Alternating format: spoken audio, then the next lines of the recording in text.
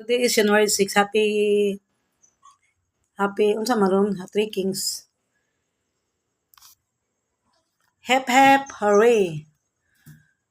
Alam mo, Cassandra Cañedo, napakahina talaga ng kitid ng uus ng isip mo. Hindi mo ba naisip? Kahit minsan, di ba, napakahirap nyo? Yung ate Clarina mo si Ayin, hindi nga na kayang pag-aralin ng papapanyong mo Kaya si Carmen ang nagpaaral niya ng 4 years course sa college. 'Di ba? Hindi kayo nagtaka bakit nakapag-aral sa ng 4 years course college. Ang mahal ng college, wala kayong pera. Yung pera nyo, sapat lang pangkain nyo. Dahil marami kayong magkapatid, 4 kayo. Tapos, 'di ba? Pasalamat nga kayo may nagkaroon ako ng maninang Yung milyonarya na maninang mayaman, Tita Carmen. May-ari ng Village Hospital, Village College ng school. 'Di ba? Pasalamat kayo nang dahil sa akin napag-aral ni Tita Carmen yung maninang ko.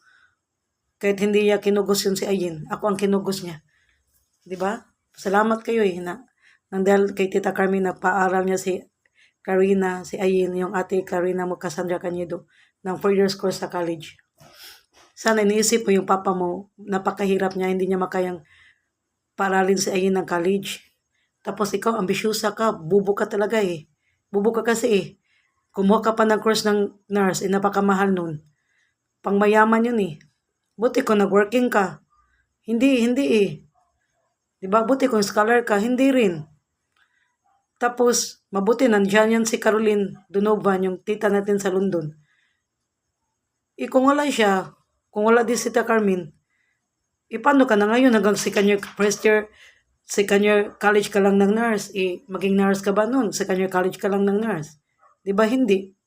Para rin yan ng para rin yan ng 2 years course ng nursing Kaya pasalamat ka sa akin. Nagpunta ako doon isang araw, sabi ng maid sa akin, ay pumunta yung pinsan mo si Sandra Cañedo dito. Kasi bigyan siya ng pera ni Takami pang niya, tuition pay niya. Oh. Diba? Dalawa pa lang nagpaaral sa iyo nung second year, third year, fourth year college, diba? Second year, third year, fourth year college, diba? Si Tita Carmen, yung maninang ko naman, may-ari ng Village Hospital. At saka si Tita Caroline Donovan sa London, yung auntie natin. Alam mo, kawawa si Mark Bin, pinaaral siya ni Tita Caroline, yung auntie natin sa London ng pilot. Pinahinto siya dahil namatay bigla yung papa mo. Sabi ni mama mo ni Mamping na, Caroline, si Sandra lang ang paralin nyo kasi yan, matalino. Tapos, matulungin, maunawain. Hayaan mo, pag makatapos na yung pag-aral niya, pag manaras niya siya ang tumutulong kay Aida, Gigi, and Chris. Ano nangyayari ngayon? Pamilya mo lang tinulungan mo, pamilya lang ang nabuho mo. Kami nga, hindi mo nga tinulungan Si Aida, naghirap sila. Tinulungan mo ba? Wala. Si Mark Min, wala. Ako wala. Si Chris, Gigi, wala.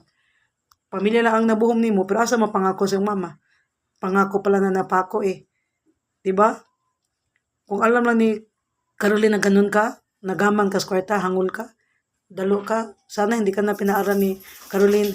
Kung mag-vote lang sana kami Taida, ang binote namin, si Mark Bin. Mark Bin ang gusto naman Taida napatapusin na pag-aral, hindi ikaw. Dahil si Mark Bin napakabait. Kung may problema kami, Mark, o bigyan kami ng 300, tapos hindi magpabayad, peramin kami. Ganun. Si Mark Bin, may puso talaga siya sa pinsan niya, may pagmamahal talaga. Hindi katulad mo, para kang ibang tao. Sandra Cañedo? Nurse ka pa, pero bubo ka, wala kang utak.